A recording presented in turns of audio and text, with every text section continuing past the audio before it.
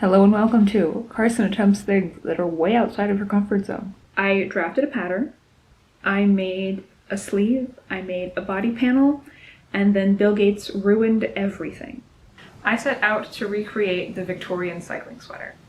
There's an example in the Met collection from the late 1890s. There aren't many of these sweaters that still exist because they're sportswear, and sportswear was meant to be worn to death. I follow costume, so I've seen versions of this floating around for the last few years. It's a good fit for machine knitting because it's rows and rows of ribbing, and these sleeves are just massive. I've been machine knitting for about a year and a half now, and I just got my hands on a bulky knitting machine, so I thought it was time for me to take on this challenge. So it starts with research. I found a knitter on Ravelry who adapted this pattern for hand knitters, and I found a seller on Etsy who is recreating this sweater, but I'm not a hand knitter, and I am not interested in owning this sweater. I'm interested in making this sweater, so I went to the source. The source is a pattern published in the Delineator in 1897-ish. The Delineator was a ladies' magazine in America in the 1800s and the early 1900s. The pattern is fine, but it's missing some things that you'd expect from a modern knitting pattern. It doesn't have a gauge swatch, it doesn't have modern needle sizes, and it only has one size, and for that one size we only get one measurement. Some of this I can work around. In the pattern they say increase or decrease 8 stitches if you want the sweater to be an inch larger or smaller. In my research, that 8 stitches can't possibly be the gauge for the tight ribbing or the loose ribbing. It's somewhere in between, but it's a good enough starting point. And most of the lengths are given in inches, like knit 11 inches and then move on to the next step. So I can work with that. There are 3 stitches in this pattern. There is a loose ribbing, a tight ribbing, and a fancy stitch.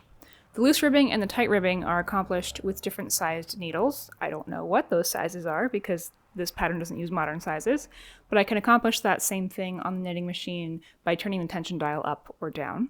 The fancy stitch is described as a 2x2 seed stitch, which is really hard to do on the knitting machine, so I decided to start with a half cardigan stitch, which is tuck in one direction on one bed.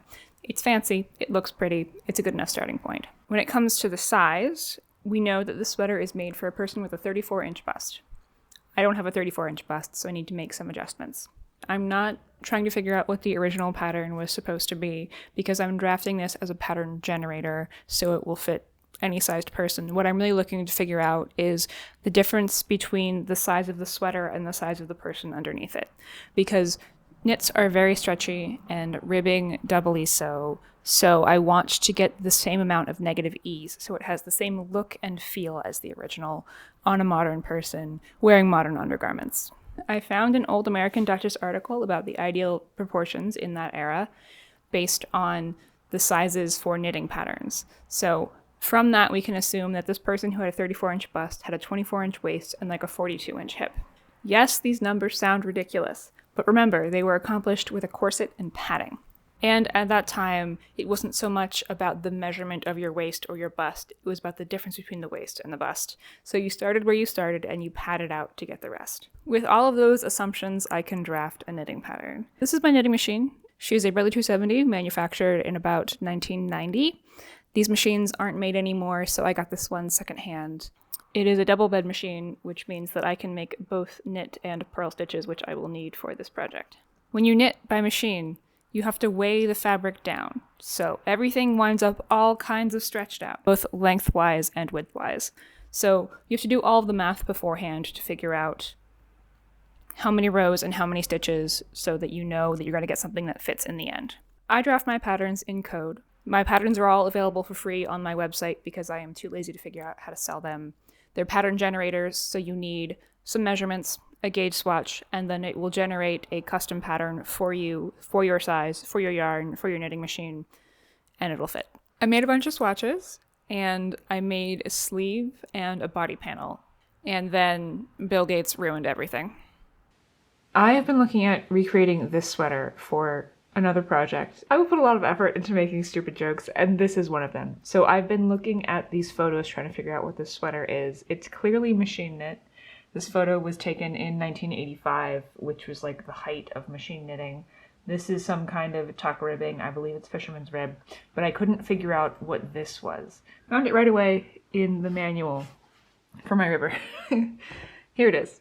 It's a racking pattern of English rib. That's tuck in one direction and then rack back and forth. And then I go back to the sweater and I realize it's here too, on the neckband. There's your racking pattern fisherman's rib. Anything you can do by machine, you can do by hand. It's just easier on the machine. And then I take a closer look at the rest of this. This is regular ribbing right here. But over here on the sleeves, that's fisherman's rib. This is not the sweater that I thought it was. I'm going to frog what I have and make this instead. So with this new information, I made some changes. I made a bunch more swatches, and I started over. The sleeves are knit bottom up with 0% ease, starting at the circumference of my wrist. This is how I create a neat hem with 2 rows of circular knitting.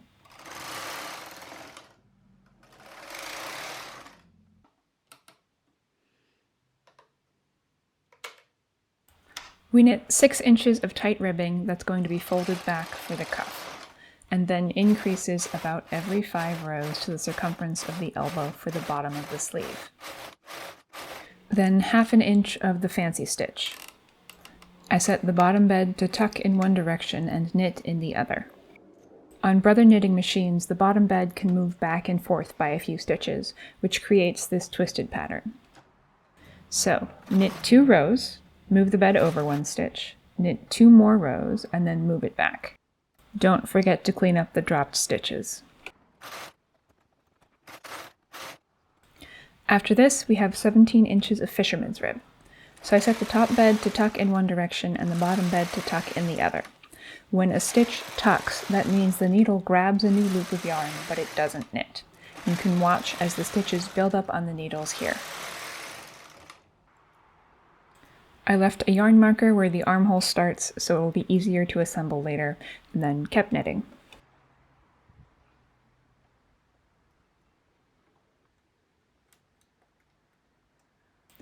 To finish the sleeve, transfer all the stitches to the main bed and then bind off around the gate pegs. This doesn't need to be stretchy, the sleeve head is way bigger than the sleeve opening.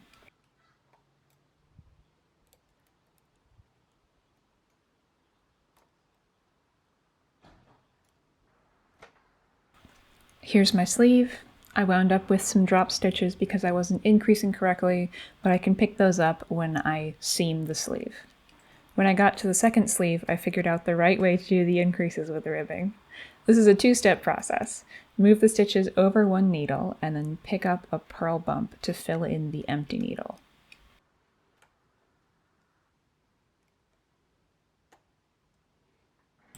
Do the same thing with the bottom bed without the backfill. Knit 1 row, and then do it again.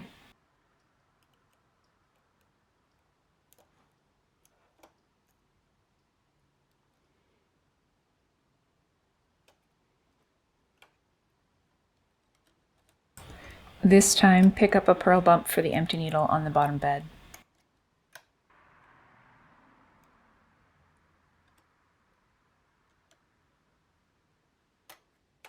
And then keep knitting. Here are my sleeves. The body is also knit bottom up.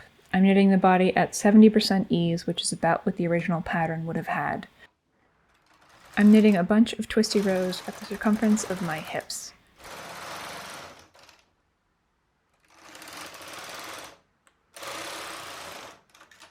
And then a few inches of loose ribbing with decreases to my waist measurement.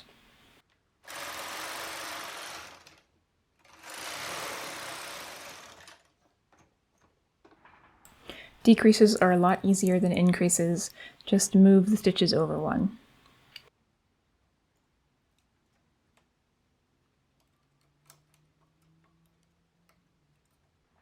Then a few more rows of the racking pattern, followed by 2 inches of tight ribbing for the waist. This is accomplished by changing the machine tension. Small numbers make smaller stitches, big numbers make bigger stitches. The waist is finished with more racking ribbing.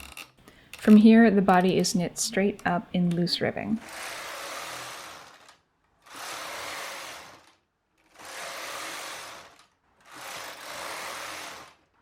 I left another yarn marker at the underarm.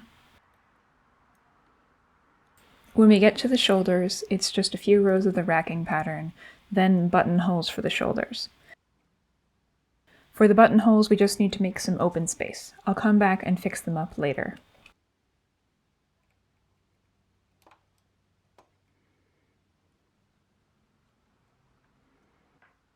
And a few more rows of the racking pattern.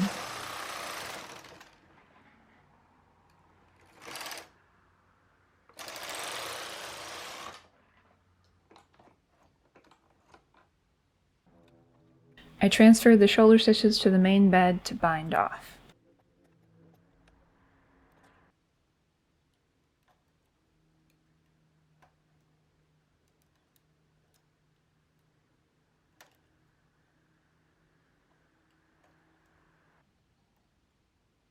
It was a little tricky to get this off the gate pegs, but I managed. The shoulder flap is held out of the way with claw weights under the bed.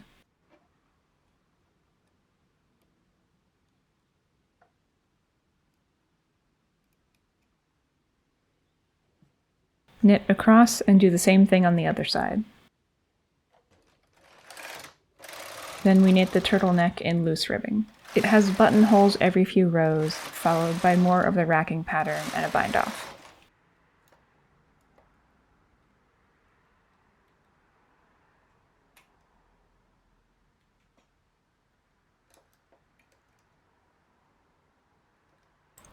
The back gets knit the same way, but with yarn markers for the buttons instead of buttonholes. Here's the body, seamed to the yarn markers. I have the shoulders basted for now. Go ahead and seam the sleeves as well. The sleeves were tricky. The instructions just say make a box pleat and then pleat the rest. I found the center of the sleeve, positioned it on the shoulder, did the same at the armpit,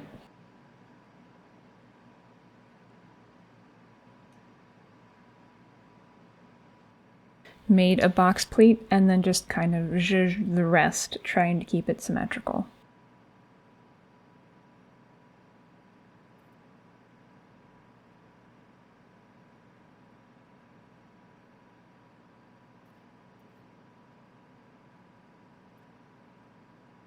Here's what I wound up with. This is way too much bulk to try to hand sew, so I decided to crochet this seam instead, using a small hook and a chain stitch. I tried to make sure I picked up the edge of all of the layers.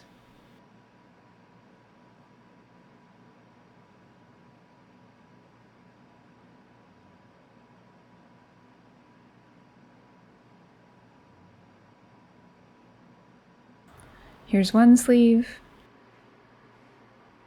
Here's another sleeve.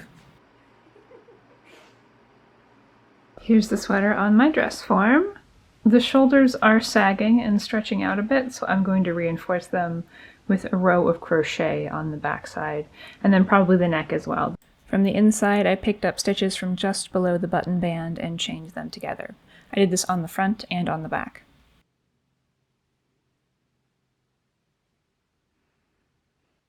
I went around the buttonholes with a buttonhole stitch to reinforce them a bit.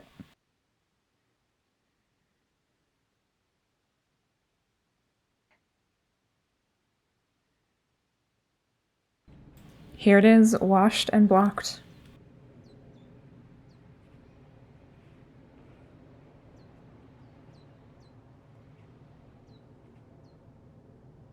This is not bad for a first prototype. There's a lot of range of motion. It has the look and feel that I want, and it is reminiscent of the Met sweater. I'm gonna make this work. Okay. So what have we learned? We've learned that these projects are a lot of work, and I probably should bite off way more than I can chew in a short period of time. So next time we'll do it differently. We've also learned that so many things have changed, but so many things have stayed the same. I was surprised to find the same stitch on a sweater from 1985 as a sweater from the 1890s. That was exciting to see. This was my first time adapting a historical pattern. Usually I draft my own patterns and make things up as I go, and it's easier when you don't have a final, like, it's supposed to look like this, and it can just be like, yeah, that was intentional. I meant it to look like that, but this was very different. Here she comes. Here she comes. Oh, she's too tall. There she is.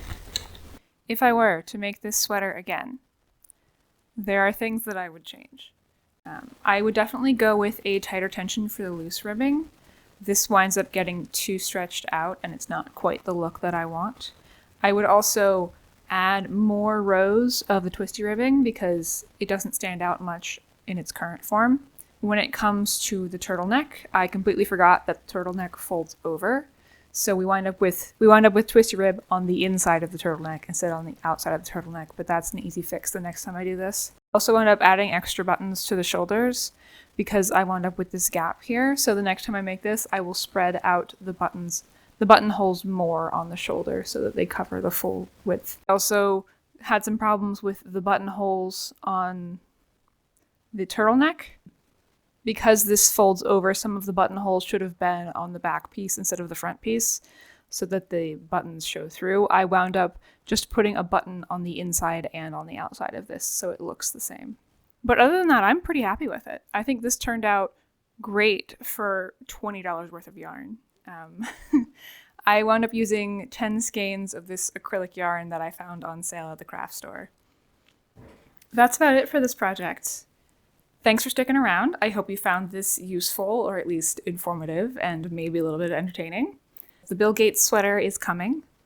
I'm working on adapting this Victorian cycling sweater into something a little more wearable for modern humans, and I'm really excited about that. And I've got a whole plethora of other machine knitting projects planned, so you should definitely stick around. If you'll excuse me, I need to get to a knitting machine meetup.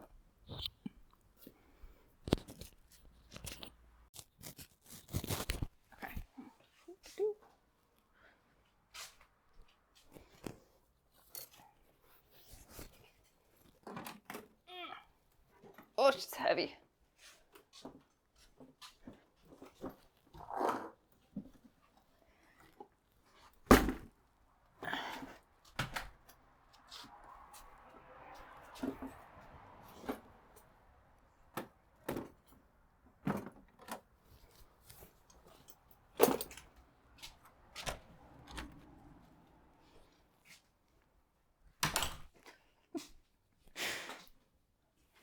Was that bit worth it? I don't know.